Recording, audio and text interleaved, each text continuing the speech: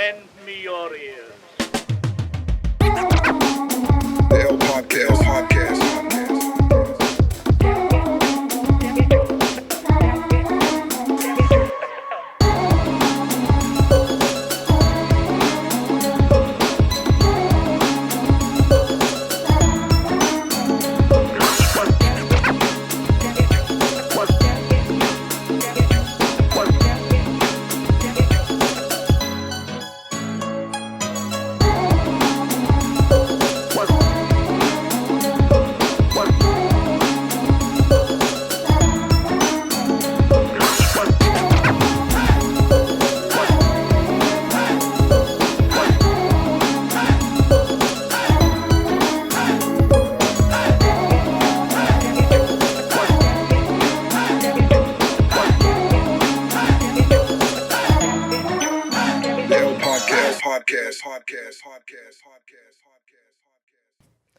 Welcome back to the L Podcast. I have a special episode for you guys today. This man needs no introduction. You guys have heard me talk about his orange tape. I have Mark Cooper in the studio with me today. I'm so excited. This is long overdue. Yeah, definitely long is. overdue. He is wearing the orange tape sweatshirt. This is actually my first project that I heard of Mark Cooper's. You guys haven't noticed? You guys recognize this? All my millennials know exactly what this is. Can you explain to the people, the newer generation that may not know what this is? Well, I mean, the best way to explain it is that you just have to be a legend in the hidden temple, if that makes sense. How did you get started into making music? It was for my 14th birthday. I asked my dad, I was like, hey, can you give me a keyboard for my birthday, Dad? He was like, a keyboard? Like, why would you need a keyboard? Most parents' reactions, why do you need that? You know what I mean? I was like, yeah, I want to try that out. He came for the car, and then he brought the keyboard. And the funny thing about it is that I still have that keyboard to this day. And it was a playable one. So it had one where you could play the notes, but it also had one where you could push one note and play the whole song. Yes. What would happen is originally I didn't know how to play piano whatsoever at all. So it would be like, I would stop by the keyboard in the room and push one note or two notes, and then it turned into chords. But then I learned, actually after that, I started getting ready to rap in high school. So, that's why I started about 17, 18, and then I ran into, met one of my, brothers today, Mike Jack. On PlayStation 2, there used to be a game that had Jadakiss on the cover called Bring On The Mic, came with a USB microphone with the actual game.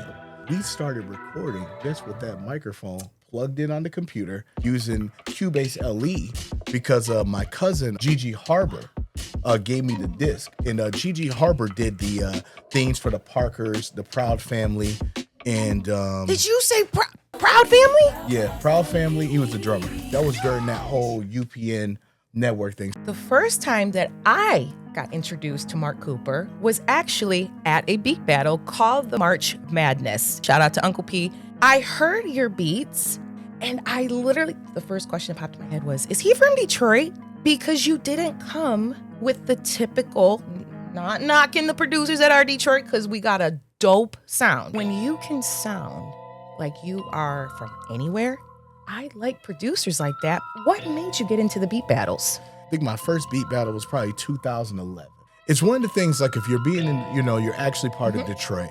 There, like you said before, it's a sound that you can't escape. So with me being an artist first and then getting into beats by producing those, the reason why I was able to go into beat battles, because it was a different way to be able to get into the particular city and do certain things. Because everybody, everybody's a rapper or a producer, and then you just have to figure out how to be different. Exactly. So, I met some of my greatest friends there because at the time I was working for Disney. Now, how did that experience tie into your music? I came back from one of the internships in 2012 to a bullfrog battle. And then there was a new guy that came in there, a young kid.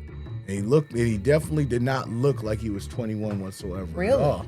I went and battled him and I lost. And then I looked at P, I said, who is this guy right here? And he's like, hey, what's up? I'm Blizzard. Shouts out to Blizzard. I said, hey man, for us to be able to do this, we got to be here every single month.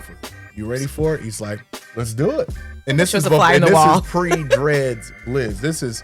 This is Michigan hat wearing Blizz. I can't see Blizzard without his dreads. Yeah. So now that is a cool story. We've done it all. We traveled other states to battle in the bigger competitions with I Standard beats to the beat. Because Detroit is not very forgiving. Not at all. We are ruthless with our own kind, let alone outsiders.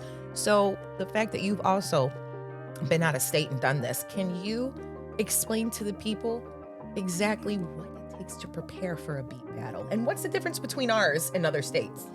Well, the thing is about it, when we did I Standard, Okay. it was a competition that would travel state to state. Very So a fun. lot of the really, plus A or B rated Yes. producers are always the ones that's judging. Like Apollo Brown's judged one before, Nick Okay. Speed, the Olympics when the Detroit come by. And we would then, Love if it. you win the competition here in Detroit, you would travel to go to the ultimate competition where every producer that won all over the globe. So it's not just the US. Nationwide, it is global. It's global. We've had producers from Australia and Japan and Beirut. But yeah, we used to battle those, and then we would meet in Atlanta. But the thing is, of course, it had a cost to it. Experience. So Blizz and I would travel, and there was a point that we were on like our last bottom dollar Yes, to be yes. able to travel for that, and we didn't have a car, so we would have to take that train downtown to Atlanta. Talking about the grit work. So the nervousness and the anxiety was high for sure. Being on stage, and it would be a battle. And then the battle is, you don't get to choose your track. You have to make your order of the track that you want it to be, and they would just play it. So you couldn't You even couldn't change. pick. You just had to have them. Oh, so you don't even know what the other person. So did it get easier as you did these battles? No, they never get easy at all. Especially when it's a bracket of, I think it's more than 32. I think it was like 64 or something. So would this be like a couple day process? Or Yes, would this... it was a couple day process, and then it would have like round 1, round 2. Yes. And then the judges will point. Oh boy, but you know what? I do notice that any producer that's been in these beat battles, if they weren't the ones that won, I always saw them come back stronger. They were like, I got to go home back to the drawing board and redo this. Have you had a lot of those moments? Oh, absolutely. People don't understand. Like me and Blizz, like Blizz and I, Yes, we yes. used to lose a lot. I can't imagine that. We used to lose a lot because it would be because of the fact that we weren't a Detroit sound like that. Let's go.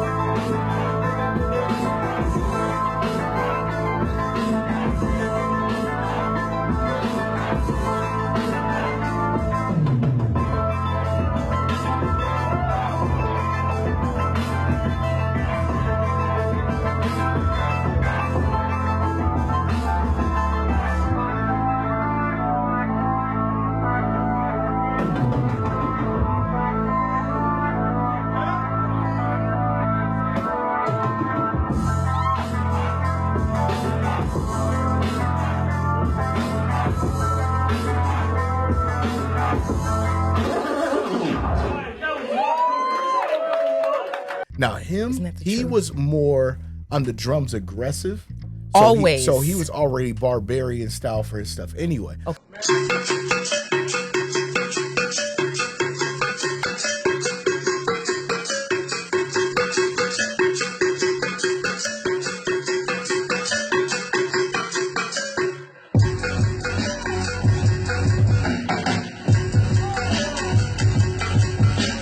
But there'll be people in the scene that be like, that's too many drums. I can't vibe to this, et Really? cetera, et cetera. Oh, yeah. Yeah. You know what I mean? And it Wow, would be, because it's about the drums. I feel like that's what people gravitate more well, towards it's to, about, right? well, it's about the drums, but it also has to be in a tasteful manner. If you Yes. can't 100% Yes. follow the beat itself for it to be a consistent project, Yes. that's where it is. Blizz is great with drum rolls and things like that. He's actually terrifying. You know what I mean? Especially when I have to battle him or somebody else like that. It's terrifying. So I just want to let you know it is. Because when I am in the car and I'm listening to a Blizzard beat, those drums come through my speakers like they're literally beating.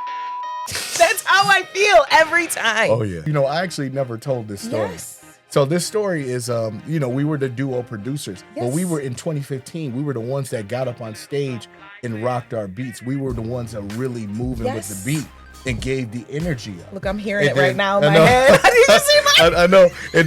And then afterwards, a lot of people start trademarking after that because of what we do. Because it's like, if you're proud in Detroit, this is what we do. Man, listen, if you guys have ever been in a room at a beat battle where you're breaking your neck like this, It's confidence, and if you make an ugly face, that's even more of a compliment.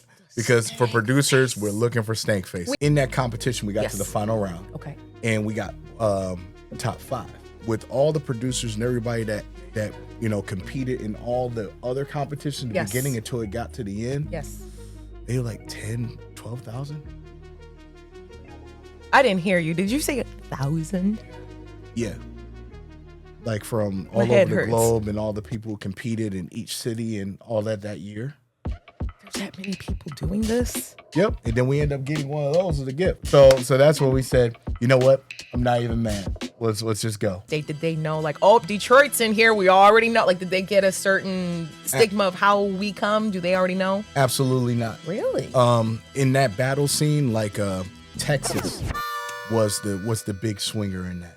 Texas? Oh, yeah. Nothing against Texas. But Texas? Dallas, Texas, and New York, and Atlanta, and LA, like They were coming correct. and the other countries as well. India and Japan. Oh no, there was no stigma as in, all right, Detroit's in the building. Not at all. We weren't even in that pocket of battles. There wasn't anybody in Detroit coming to that. How many beat battles do you think you've done in your entire life? I've seen you in quite a few here, so I can imagine. Probably at least 100, maybe 15 years of time. Finish this sentence. If I don't have blank, I wouldn't be who I am today. You know what I mean? Like, it's not a cliche thing. If I didn't Yes. have God, I wouldn't be where I am today. God gives the ability for choices, abilities, things like that. Live life the best way that I can. So that would be my choice there. But if it wasn't a PG answer for it, it would definitely be music for sure.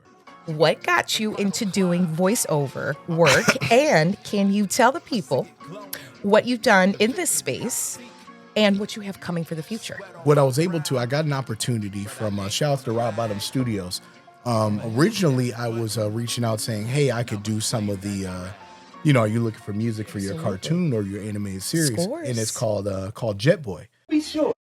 Jet Boy coming at you at top speed. I'll be sure to get plenty of exercise afterwards, because I'm big and strong. That's why I'm called Jet Boy. Paul and Jet Boy are like, they're the same character, but it's some kind of a different attitude I was trying to create for Jet Boy for it to be different. So I'm gonna try these out. If not, I'll say it the regular way and then I'll say it the Jet Boy. Yeah, I'll take it from here. I'll take it from here. It's kind of hard to respect a rampaging Damn, I messed it up. Okay. It's kind of hard to respect a rampaging refrigerator, but I won't mind smacking you around a little bit. Especially since you cost me $200.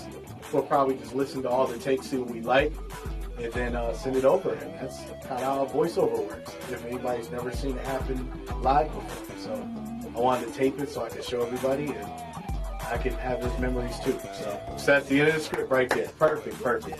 He was working back and forth with another artist or another Okay. voiceover person. Right. And they just weren't matching what he needed. You know what I mean? Gotcha. There was a lot of different turmoil Yes. and drama and stuff. Absolutely. And then I was joking on the phone. I said, man, shoot, at this point, let me go in the booth I know. and I'll voice this character. And then he was like, I'm not gonna hold you up, Mark.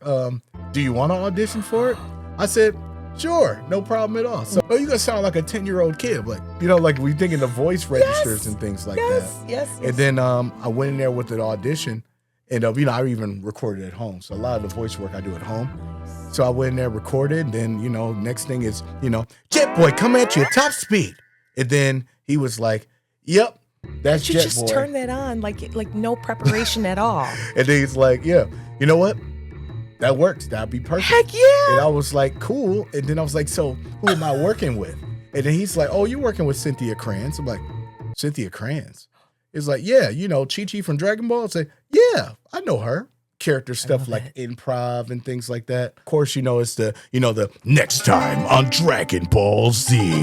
Like stuff like that. Dale Kelly, Kyle Hubert. I don't know who you are. I do not know what you want. If you're looking for ransom, I can tell you I do not have money. But what I do have is a very particular set of turtles. Michelangelo, Donatello, Leonardo, and Raphael. Turtles I have trained for a very long time. Turtles that will make nightmares for people like you. If you let April go, it'll be the end of it. They will not look for you. They will not pursue you. But if you don't, they will look for you. They will find you. And they will kill you. You would play the heck out of a villain. Doing a voiceover for a villain? You have to. I haven't done a villain yet. I kind of like the heroic, approach to be And I mean, I'm a huge fan of from the Master Splinter to the Optimus Prime gives a certain kind of feel. No tricks. You're right about one thing. Prime is a coward. He'd rather abandon Cybertron, our home, instead of fighting for it. At least the Decepticons didn't flee the planet when things got too difficult. That's why I sent you to Prime's location. I thought maybe with him out of the picture, then the Autobots would see sense. Go home. But they're just as blind as Optimus. They don't care for Cybertron like we do. So that's why part of the album process, the Player One series, had voice actors in it, just so it could be able to tell the story the best way possible. Power Rangers was important to me growing up because, one, the music, the theme song. When that theme song came on, I felt like I was going to morph into a Power Ranger. My favorite is the Black Ranger. The Black Ranger because... Walter Jones, he's from here. The Yellow Ranger. Yeah, Trina. To see minorities as Power Rangers, that really did something for me as a kid to where I was like, oh, I can do this too. I like the first original cast. That's always my favorite. Understandable. That's always my favorite. He plays the Green Ranger. He actually had the opportunity to meet the person that played the Green Ranger. Yeah. I met him twice. Okay. So the first time I met him was in 2015. You're gonna love this. This is like one of my prized Liz and I story. Because the reason why we became friends is because at that very battle in 2012, I just said, look, man, I'm in the Power Rangers, the Green Ranger's this. And he's like, yeah, but have you seen the Sentai footage though? Okay. Sentai? What are you talking about? That's why I learned about the Japanese portion of it. So, he always would tell me but you need to see the Sentai. He ain't the strongest Ranger. The Sentai, the American version, they made him now. We've always been friends based off of it. In 2015, we found out he was going to be at Motor City Comic Con. This is our first time actually going to Motor City. Very nice. So, there was a private showing of, meeting up with autograph signing and things like that. Oh, how fun. And then we were like, maybe we want to make a beat tape for him. So we made a couple beats back then in 2015. And like Green Ranger, White Ranger, we both did that. So it was about 3 or 4 tracks on a CD. They gave us the wrong idea. Like we did the signing, but the part is that it was only for 1 and not for 2. And then, Blizz was like, no, you need to go. So he let me go, to meet him in general. And are you serious? And it was ironic because he came in and I had a Detroit hat. He had the same exact Detroit hat don't on. Don't even tell me that. And then he, he had his voice all together. So he's just kind of like, you made a mixtape for me, man? Stop it. And then that's why I lost it. Because I had my Green Ranger tape, the episode 1 that we, when he beat all the Rangers. Yes. I had that tape from my childhood still to this day. And then afterwards, he went back to the booth and we were just walking around. And I just said, hey, thanks again for, for the picture and everything. And Blizz was with me. He's like, yeah, take a picture. Both of us take a picture. So me and him both still got to meet him. I don't think it gets any bigger than meeting the Green Ranger. It's really surreal. Shout out to Zenith Films and Justin Weber for, writing such a, creative project. And it's based off the Sentai Zoliger. Yes. Which is we call it Beast Hunter. So we get to do those things. It's just a lot of that's what I mean by what I say that when it comes to, if I didn't have God, I wouldn't be who I am today. What's your favorite version of the Power Rangers, and who's your favorite individual Ranger of all time? I got to give you 5. Of course, Mighty Morphin. Absolutely. I've also been a fan of Power Rangers in Space. That's definitely those are both my top 2. Top 2s. Zeo for me. I'm a Zordon era kind of guy. I love Lost Galaxy. And then my final one I really enjoy is Dino Thunder. All the projects you've made stands out to you the most? Well, I mean, first, when it comes to the rap projects, I feel like that really brings it the most would definitely be the Player One series. It was a 6-album process over 7 years. I'm in this story where I am in a video game that's in a music genre called nerdcore, and I have a villain that's named Major Label and tries to trap all the nerds in the game. And if people know the Hey Arnold episode of Gerald's Field, it's, the kids wanted to play in the park or play in the street, just like every other artist that's in an area. And then it was like, hey, you can't play in the street. So what we did is we did our own thing, and we made our own particular section. But now everybody sees there's that section. Now they want to see how they can get into whatever you're doing. There you go. Gerald's Field. For this one's a tie. Okay. One of them, of course, would be the first segment of doing the monthly beat tapes in 2015. Of course, it's the Saturday morning cartoon series. Real reason why I got into continuously making beats like this because of my mentor. He used to work for Adult Swim. He was a writer on Aqua Teen Hunger Force and Robot Chicken and Assy McGee and all those. You need a camera to follow you around your whole life. You know that? Blizz were like, hey, let's make all new beats in the month of March. I want to release this or something. Okay. I was like, but I have no idea what I'm going to call it. It was like, well, I know how you feel, man.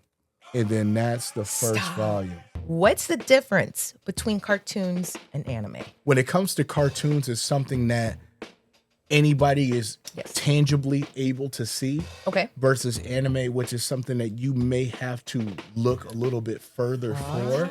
And there is a demographic gap. Americanized mainstream and mom and pop shop. That makes all the sense in the world. So it's like, hey, I go to this place. I'm like, oh, you mean like McDonald's? Like, no, not like that. And, you know what I mean? No, not like that. What is your favorite anime? Well, to be honest, I'm a cult classic person, so of course I love my Dragon Ball. Can I get a top 5 Nickelodeon shows list from you? So Hey Arnold is there for me. Okay, is it the fifth one? Top 5? No order. No order, I got you. No order. Can't do it. Doug is another. And that's a classic for me. Because I did Killer, the remix of Killer Kung Fu. I'm like, nobody's gonna know who this is. Except for you. Killer Tofu.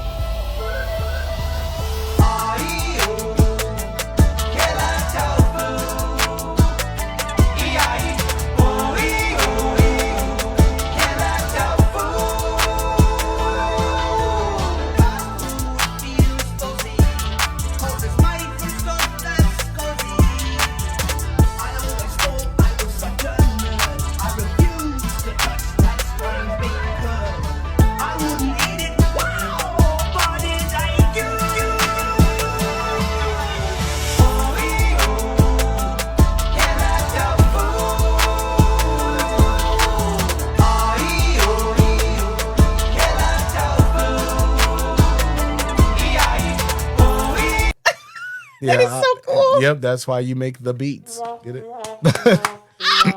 Best band ever in cartoon history. So I'll put Nick Arcade on there as well. It's just like how you were seeing as, Walter Jones being, the Black Ranger on TV. Absolutely. Phil Moore was the first black host. So it meant a lot. And he always had the energy and things like that. I've always been inspired by him. So when I was able to perform the song Nick Arcade in front of him, and then he gave me his commentary and everything about it, it was everything. And then that's why he was able to say, yeah, I'll be on the album, Mark. Kablam is on my list.